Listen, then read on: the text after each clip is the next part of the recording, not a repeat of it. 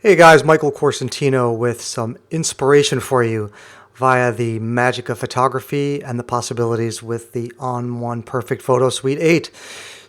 Often you'll hear me talk about the commercial side of my work, editorial, fashion, portraits, weddings, etc.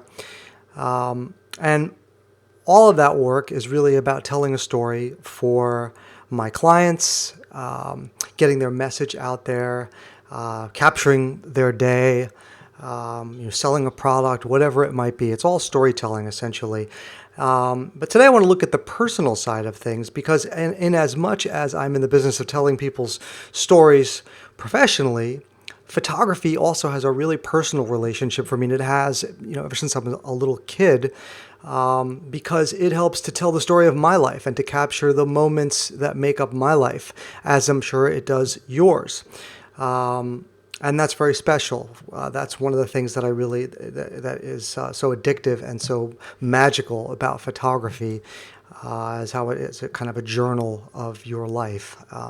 So today we're going to look at how I use it in some of my personal photography. And so I pulled up a trip here that I took to Venice to take a look at a travel photo and how beautifully how beautifully Perfect Photo Suite 8 works with travel photos as well. You always see me working on portraits and fashion stuff and weddings, but I wanted to really show you some of what is possible with a really quick edit from one of these pictures from Venice. So let's take a look at this picture. I'll just make this bigger here.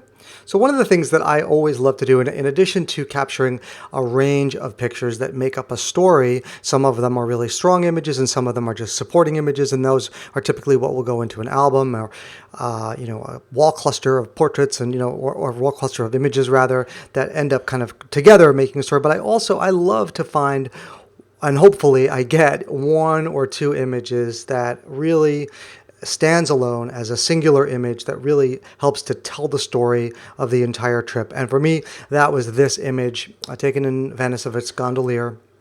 It really helps to sort of capture the entire essence of what Venice is all about.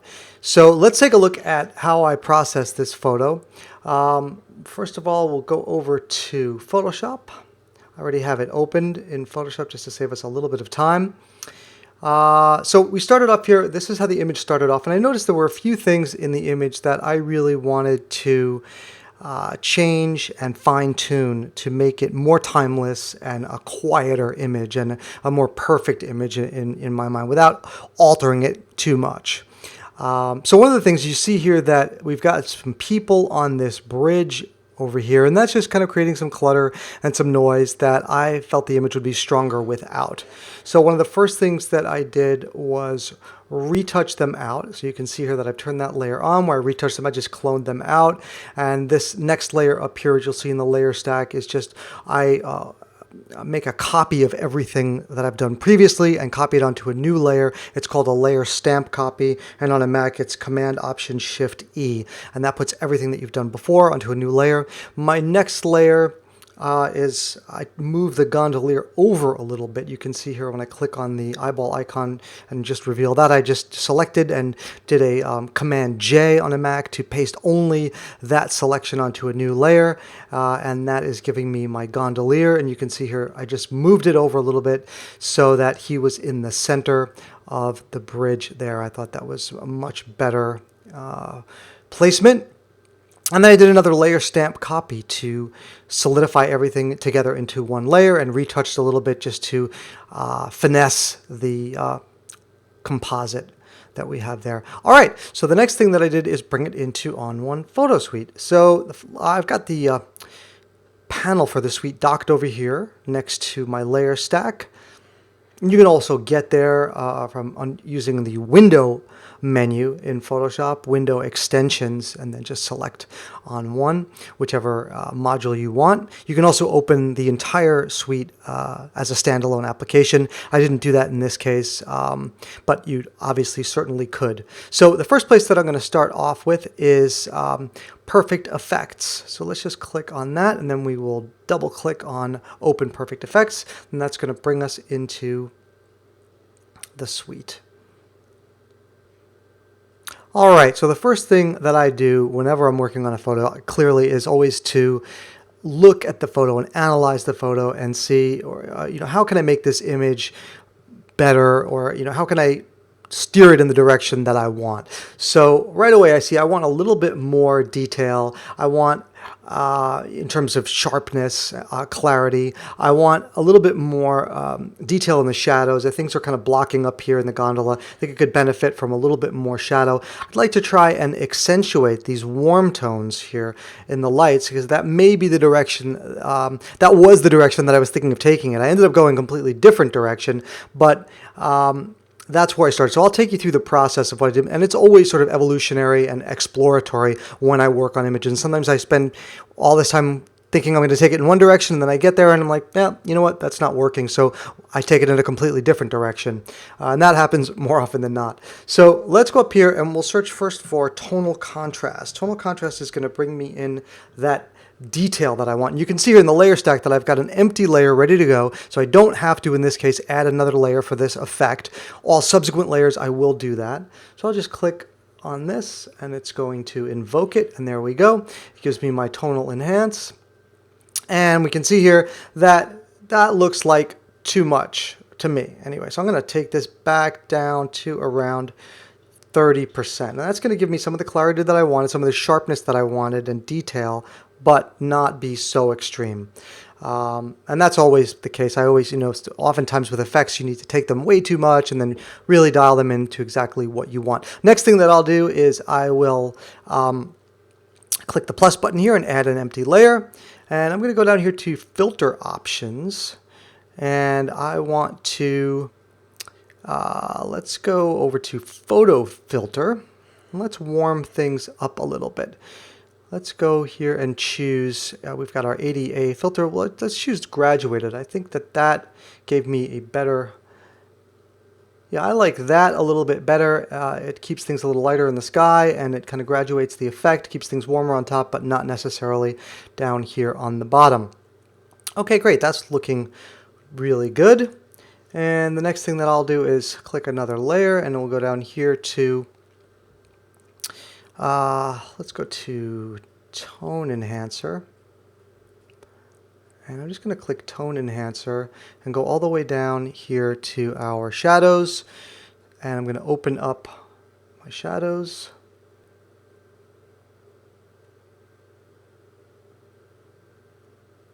And let's give ourselves a little bit more brightness overall. There we go.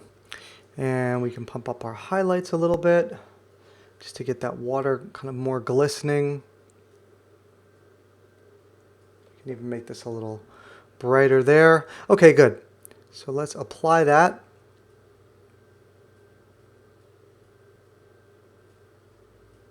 And that's going to bring us back into Photoshop. All right, so already an improvement. We can click on and off here and see what we did here. Let's click that on. There's with our enhancements and without. So already looking a lot better. But again, as I said before, I had thought about taking it in this more saturated kind of look, but I'm not loving it. I think it could still be more moody, more timeless. So I'm thinking a black and white is really going to do the trick here for us. So let's go over to, go back out to the main menu here, and we'll go to Perfect Effects, Black and White. We'll open that. All right, so we are now in Perfect Effects, Black and White, or Perfect Black and White, I should say. And now what we'll do is go over to the Presets panel here. And let's just click on this little grid button, and that is going to reveal for us all of the different categories that we have of black and white presets. And since I want that kind of timeless look, I'm going to choose 19th century process because I want an old process type looking image. And you can see here that there are a lot of great options to choose from, really moody, evocative kind of stuff. Right away, this is really nice. Gum Bichromide is really great. I didn't end up going that way. I chose Amber type. So let's go with that, just so we stay consistent with what I was going going to show you guys, but that other one looked really cool too. Lots of amazing options available.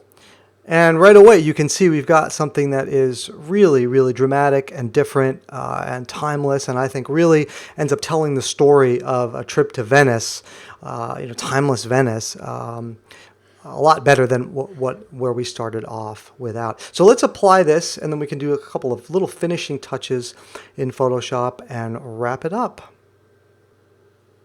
All right, we're back in Photoshop. Let's finesse our Venice edit with a few little tweaks and adjustments just to really make it pop and sing. So one of the things I want to do is I want to give a little bit of brightness right here localized to our gondolier and brighten that up a little bit, maybe pull out a little bit more detail in the gondola. So I'll go over here to my layer stack and just click on the new layer button, give myself a blank layer, apply soft light. For those of you that have seen my webinars and inspiration videos before, you know this is something that I do pretty often. Just create a blank layer, turn it into a soft light blending mode layer, and select a brush loaded with white, usually about 20%, and then I can just go in and paint a little bit of lightness locally where I want it.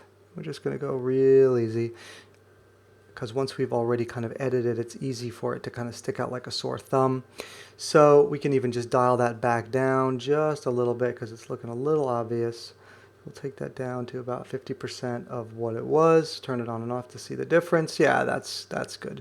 Okay, so I'll make one of my fancy layer stack copies. Again, that's Command Option Shift E. That's going to squash everything down and give me a copy of everything I've done before. So we've got that. And I want to make these highlights pop a little bit here. So one of the things, another old school Photoshop trick that I like to do is to go up to the select menu. You won't be able to see this because of the recording, but I'll select color range and I will select highlights, and you can see here that that's already selected, and I'll just click OK, and what that's going to do is select the highlights. You may be able to see the little marching ants around some of the highlights in the image. And the next thing that I'll do is go down to my adjustments, my adjustment layers, and I'll choose a levels adjustment layer, and that's going to bring up my levels properties, and I'm just going to boost the highlights a little bit. There you go, just to make them stand out a little bit. And let's take a look at the before and after on that. You can see how it really brings things up. It did it to the border. I don't necessarily want to do that. I'm going to scale the whole effect down a little bit.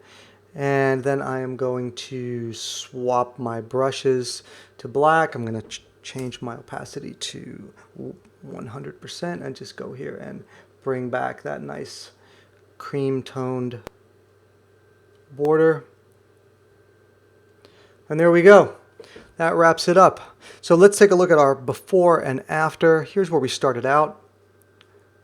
And here is where we ended up with a little bit of Photoshop and the magic of the onOne suite, Perfect Photo Suite 8. Pretty cool stuff. So I hope that you guys are inspired to dig in and try some of this stuff yourself. Until next time, this has been Michael Corsentino. Thanks for watching.